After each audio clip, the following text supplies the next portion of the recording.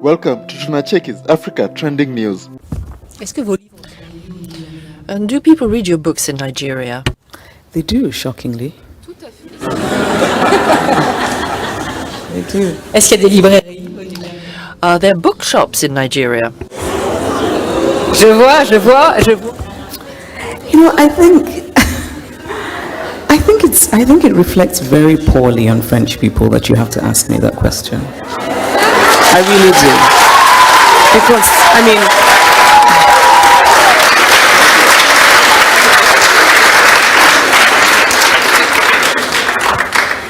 because I think surely, it's 2018. Come on.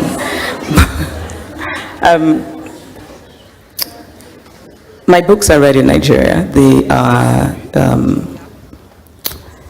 They're studied in schools, actually not just Nigeria, across the continent of Africa.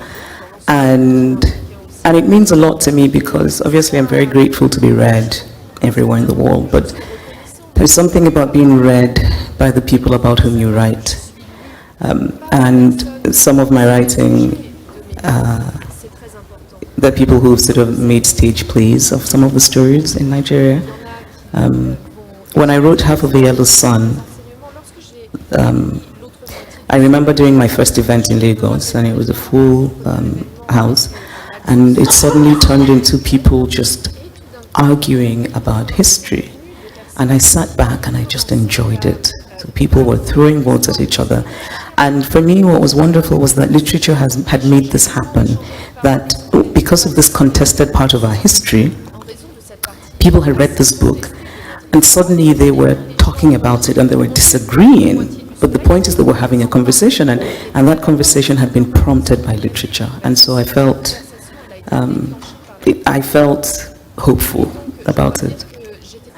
I think in general that France doesn't seem to realize that it is no longer an 18th century world power.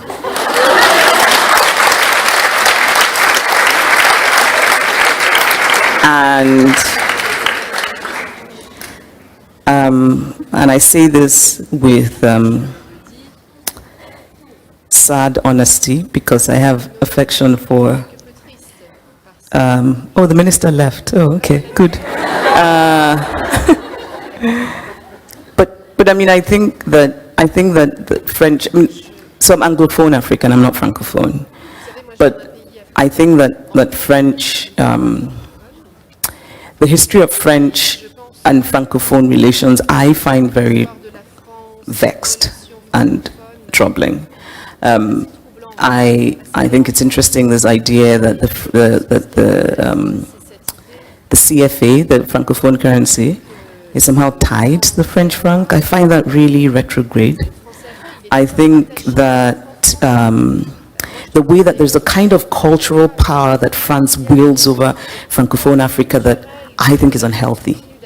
I think Francophone films are really French films in a way that's not the case in Anglophone West Africa. There is a kind of, I think the way that Anglophone Africans occupy their space in the UK is not the same way that Francophone Africans occupy their space in France.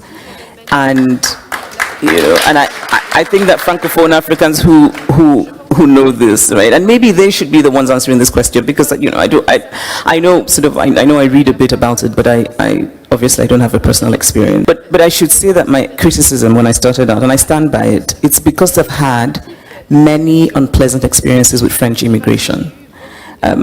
Yesterday was different because they were actually polite, but every time I have come into France, and it's happened, I'm going to say 4 or 5 times in the past 2 years, there is a kind of contempt with which I am dealt with when I present my Nigerian passport that I really find indefensible. And I think it's important because the immigration officers are the first line of contact with the country, and so it shapes the way you think of a country.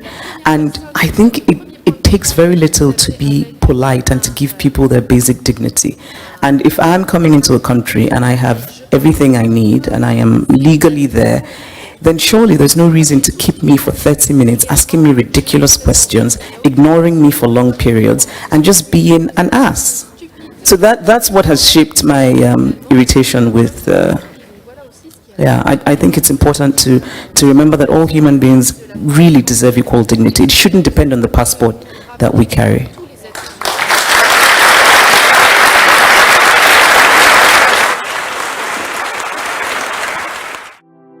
Did you like our video? Please let us know in the comments below and share our video with friends and family to support the channel.